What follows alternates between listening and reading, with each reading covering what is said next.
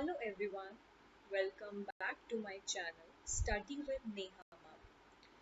I am back with another video. In this, we are going to start a very new chapter, that is chapter number 4. So before that, I just want to tell you about the crime, what is crime, ठीक है, crime scene क्या होते हैं, ये सारी चीज़ें. तो crime जो होता है, ये वो चीज़ होती है that is strictly prohibited by law. Crime एक ऐसा wrongful act होता है जो लॉ कहता है that we don't have to do it, क्योंकि ये पब्लिक पॉलिसी को, पब्लिक पीस को डिस्टर्ब करता है. ठीक है, तो आज जो हमारा चैप्टर रहेगा, ये चैप्टर नंबर 4 है, that is abetment part, criminal conspiracy part and attempt part. ठीक है, तीनों चीजें आपको एक चैप्टर में कंबाइन करके दी हुई है. सबसे पहले जब हम बात करते हैं अबेटमेंट की, किसकी? अबेटमेंट की. आपको पता होगा आईपीसी में हमने बहुत बार पढ़ा था अबेटमेंट. अबेटमेंट का मतलब क्या होता है? सेक्शन नंबर 45 ऑफ बीएनएस जो है वो बात करता है अबेटमेंट की, कि अबेटमेंट ऑफ अ थिंग, की अबेटमेंट होता क्या है. किसी भी चीज का अबेटमेंट करने का मतलब क्या होता है? Instigate any person to do anything. Abetment का सिंपल सा मतलब होता है जब हम किसी पर्सन को इंस्टिगेट करते हैं कोई गलत काम करने के लिए. ना, व्हाट इज इंस्टिगेट? इंस्टिगेट का मतलब होता है जब हम किसी को फोर्स करते हैं कोई काम करने के लिए, किसी से कोई काम जबरदस्ती करवाते हैं जिसकी वो इच्छा नहीं है करने की. और जनरली जो ये जबरदस्ती वाला काम होता है ये रॉन्गफुल एक्ट होता है. ठीक है, तो यहाँ जो बोला है सेक्शन नंबर 45 में इंस्टिगेशन है इम्पोर्टेंट. दूसरा क्या है? उसको फोर्स किया जाता है कोई ऐसा काम करने में जो गलत है, जो स्ट्रिक्टली प्रोहिबिटेड बाय लॉ है, strictly against the public policy है, इलीगल है, वो सब चीज़ें. एंड थर्ड इज इंटेंशनली उसको एड किया जा रहा है, इंटेंशनली उसको चीज़ें प्रोवाइड करी जा रही है जिससे आप क्या कर रहे हो? गलत काम को करने में उसको प्रोत्साहन दे रहे हो. जनरली हमने ये देखा है कि गलत काम नहीं करना, ना किसी को करते हुए देखना है. अगर कोई कर रहा है तो उसे रोकना है. बट यहाँ इंटेंशनली एड का मतलब क्या है? कि अगर कोई गलत काम कर रहा है, इलीगल ओमिशन कर रहा है या इलीगल काम कर रहा है, आप उसको एड दे रहे हो, आप उसको हर तरह की फैसिलिटी दे रहे हो वो गलत काम करने के लिए. तो ये सारी क्या हो जाती है? अबेटमेंट हो जाती है. सिंपल सी एक मैं चीज़ मैं बोलती हूँ, अबेटमेंट ऑफ अ थिंग का मतलब होता है हम किसी पर्सन को फोर्स कर रहे हैं कोई गलत काम करने के लिए, उसको इंस्टिगेट कर रहे हैं, उसको हम उस ऐसी चीज़ पे उसको हम इंगेज कर रहे हैं, इंडल्ज कर रहे हैं जिसका जो कॉन्सिक्वेंसेस है वो गलत है, रॉन्ग है. ठीक है, और that leads to the crime. जो ओमिशन होते हैं, इलीगल ओमिशन है, वो भी एक तरह का इंस्टिगेशन है और अबेटमेंट है. और इंटेंशनली एड अगर हम किसी को कर रहे हैं. ठीक है, यहाँ एक्सप्लेनेशन दिया हुआ है, a person who by wilful misrepresentation और by wilful concealment of a material fact which he is bound to disclose, अगर वो नहीं करता तो वो अबेटमेंट होता है, इंस्टिगेट होता है. फॉर एग्जाम्पल, आप किसी शॉप पे जाते हो तो शॉपकीपर जो होता है वो आपको कोई आइटम दिखा रहा है. ठीक है, लेट्स से आप वेजिटेबल मार्केट गए हो, तो वेजिटेबल मार्केट जब आप गए हो वहाँ देखा है कि वेजिटेबल पड़ी है. जो वेजिटेबल सेलर है उसको ये पता है कि जो ये सब्जी है या ये जो वेजिटेबल है ये 2 दिन पुराना है. ठीक है, बट वो ये जो फैक्ट है ये कंसील कर रहा है आपसे और आपको वो बेच रहा है बहुत ही कम प्राइसेस में. ठीक है, तो what is this? This is the instigation, this is the abetment जो वो कर रहा है. अब इलस्ट्रेशन यहाँ देखेंगे. A, a public officer is authorized by a warrant from a court to apprehend Z. ठीक है, ए जो है वो पब्लिक ऑफिसर है, कोर्ट से उसको एक ऑर्डर आया था कि आपको जेड को अरेस्ट करना है. बी को पता है कि जो सी है वो जेड नहीं है. ठीक है, मगर उसने क्या किया? उसने ए को बोला कि जो सी है वो ही जेड है. मे बी उसकी अपनी पर्सनल दुश्मनी हो सकती है, किसी दूसरे पर्सन को दिखा के ये बोला कि वो जेड है. इन रियलिटी वो जेड नहीं था. तो यहाँ क्या कर रहा है कि जो बी है वो अबेटमेंट के लिए लायबल होगा फॉर द एप्रीहेंशन ऑफ सी. ठीक है, देन वी हैव सेक्शन 46 जो बात करता है अबेटर कौन होता है. अबेटमेंट आई थिंक अब आपको क्लियर हो गया होगा. अबेटर वो पर्सन होता है जो अबेटमेंट करता है. मैंने बोला ए को कि तुमने ये काम करना है, ठीक है, अगर तुमने ये काम नहीं किया तो तुम्हारे साथ में ये कर दूंगा। What is this? अबेटमेंट। मैं उसको फोर्स कर रही हूँ वो काम करने के लिए, इंस्टिगेट कर रही हूँ वो काम करने के लिए, ठीक है। तो what is this? This is the abetment, और मैं कौन हूँ? अबेटर। तो a person who abets an offense or abets either the commission of the offense or act, तो वो क्या हो जाता है? a better person होता है। वो जो करता है, जो अबेटमेंट करता है और उसको final stages of the conduct तक पहुंच जाता है, वो अबेटर होता है। जो अबेटमेंट होती है इलीगल ओमिशन के किसी भी एक्ट की, वो क्या मानी जाती है? अबेटमेंट मानी जाती है, ठीक है। वो कौन करता है? अबेटर करता है। To constitute the offense of abetment, it is not necessary that act abetted should be committed. अब क्या होता है, अबेटमेंट में ज़रूरी नहीं है कि एक्ट होना ही होना चाहिए। अगर आपने किसी पर्सन को थोड़ा सा भी इंस्टिगेट कर दिया ना, और इंस्टिगेट करके अगर उसने कोई एक्ट करके वो कंप्लीट भी नहीं हुआ या एक्ट किया ही नहीं, तभी आप अबेटमेंट के लिए लायबल होंगे। फॉर एग्जाम्पल, आपने किसी को बोला था चलो भर पानी में डूब जा, या जा डूब जा कहीं जाके, या मुझे शक्ल मत दिखाना, डूब जा जाके, और वो पर्सन एक्चुअल में डूब गया, will you be liable for the abetment? Answer is yes, आप अबेटमेंट के लिए लायबल होगे, ठीक है। बट इसमें भी बहुत ज़्यादा सुप्रीम कोर्ट की जजमेंट्स आई है कि जब भी आप अबेटमेंट करते हो या जब भी आप कोई ऐसी बातें बोलते हो, उसमें नेचर देखा जाता है, उसमें इंटेंशन देखा जाता है, एंड उसमें इंटेंसिटी ऑफ वर्ड्स देखी जाती है। अगर तो आपकी इंटेंसिटी ऑफ वर्ड्स बहुत कैजुअल है, तो उस केस में अगर आप अबेटमेंट नहीं होगा, वो अबेटमेंट नहीं माना जाता। बट कई बार क्या होता है कि जो इंटेंसिटी ऑफ वर्ड्स है वो इतने ज़्यादा अननेचुरल होते हैं, इतने ज़्यादा कैजुअल नहीं होते, जिससे अगली वाली जो दूसरा पर्सन है, उसको भी ये लगता है कि नहीं, ये उसने सीरियस वे में कहा है, और वो अबेटमेंट माना जाता है। इलस्ट्रेशन एक बार देख लेते हैं। ए ने इंस्टिगेट किया बी को कि तू सी का मर्डर कर दे, ठीक है, इतना क्लियर हो गया। सी ने मना कर दिया करने से। अब ए ने तो इंस्टिगेट कर दिया बी को अपनी तरफ से, ए ने तो अबेटमेंट कर दी बी के टूवर्ड्स, वो तो बी का दिमाग था कि जो उसने सी का मर्डर नहीं किया।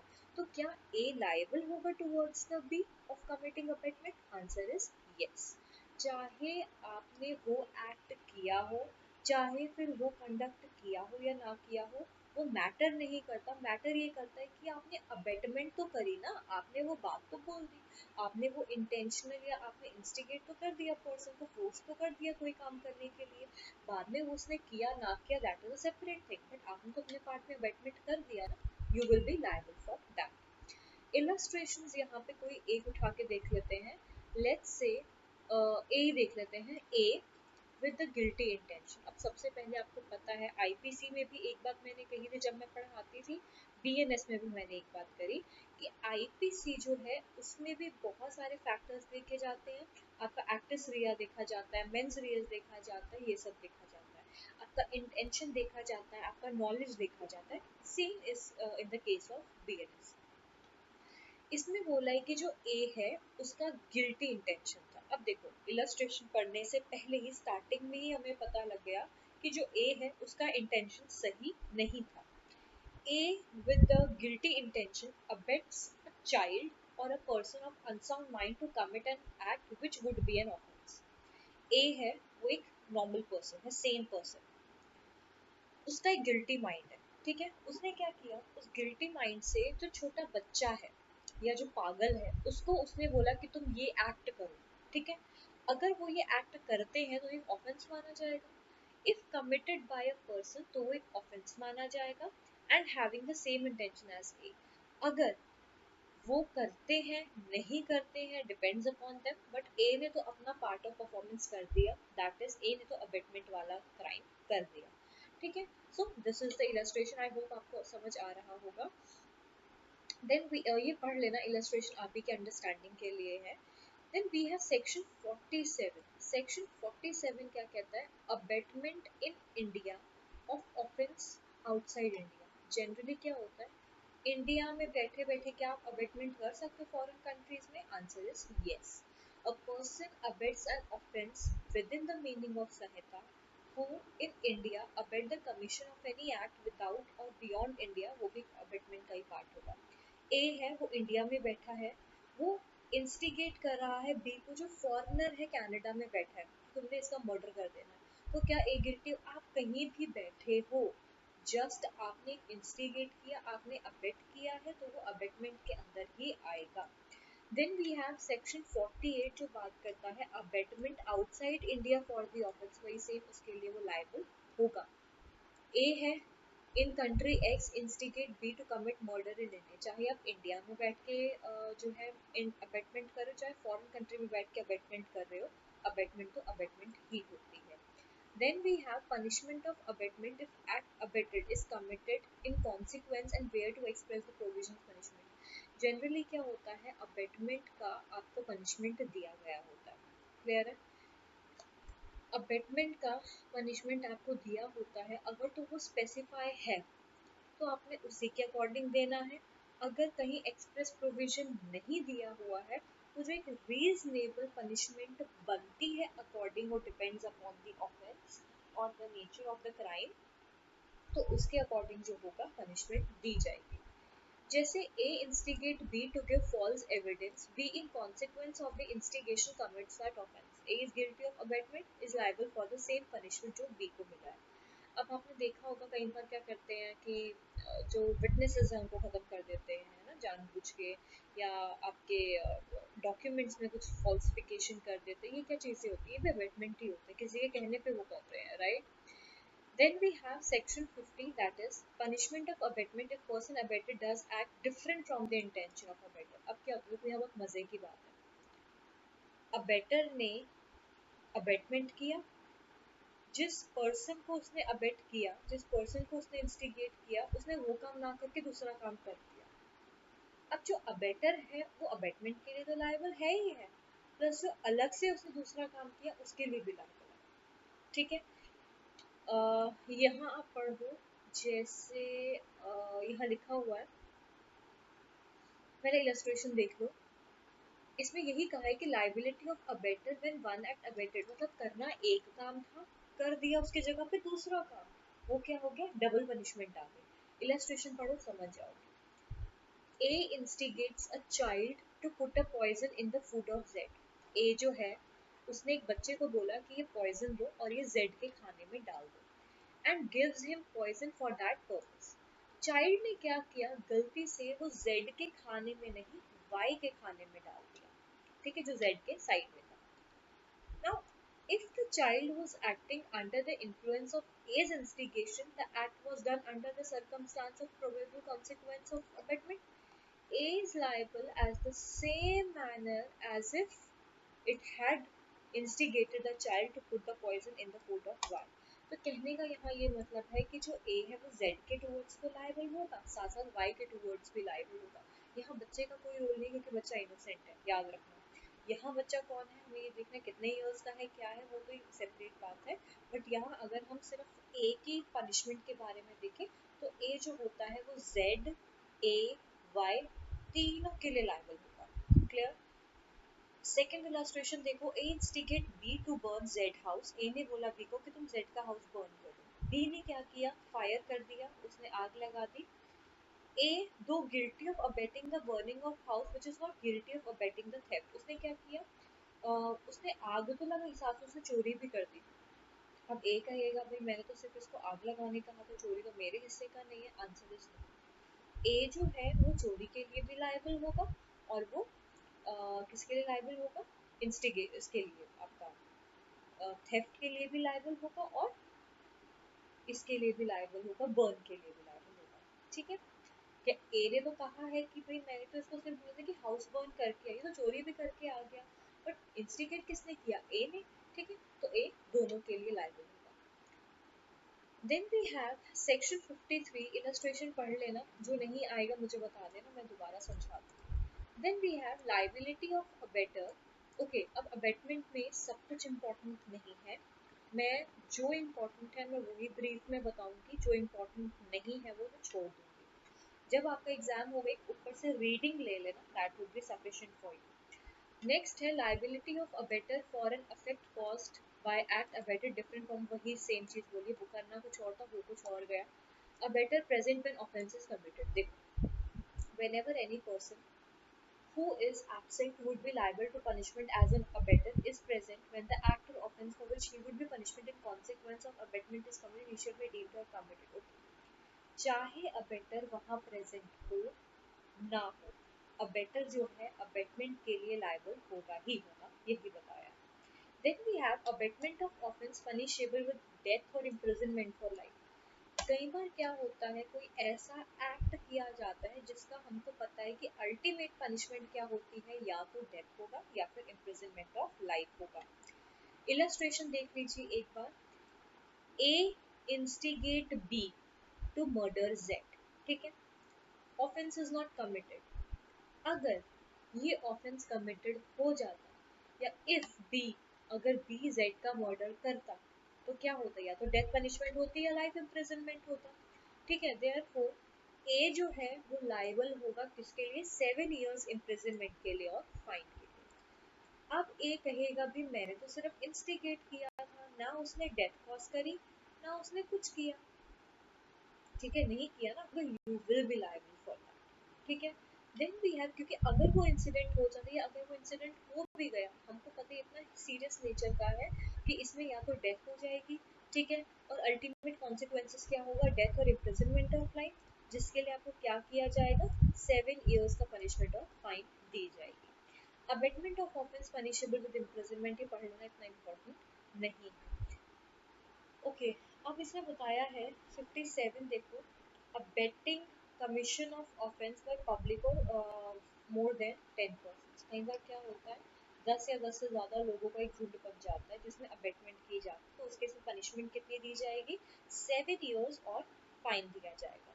ठीक है, जनरली हमको पता है कौन सा होता है, जो आपका क्रिमिनल कॉन्स्पिरेसी अनलॉफुल असेंबलीज होती है ना, उसमें ये सब चीज़ें होती है. कोई कंसील कर रहा है डिज़ाइन, आपने कोई प्लान प्ले किया या प्लान एक लेआउट आपने बनाया एक क्राइम को करने के लिए और आप उस डिजाइन को कंसील करो, you will be liable for that. ठीक है, इम्प्रिजनमेंट भी होगी, फाइन होगा, both. Public servant concealing design ही पढ़ लेना, इतना इम्पोर्टेंट नहीं है. इसके बाद सीधा आ जाइए क्रिमिनल कॉन्स्पिरेसी पे. क्रिमिनल कॉन्स्पिरेसी का सिंपल सिंपल सा मतलब क्या होता है. क्रिमिनल कॉन्स्पिरेसी अगर आपको पता होगा, आईपीसी में 120 ए एंड 120 बी में. क्रिमिनल कॉन्स्पिरेसी का मतलब होता है कोई ऐसा एक्ट करना जो इलीगल है बाय टू और मोर देन टू पर्सन्स.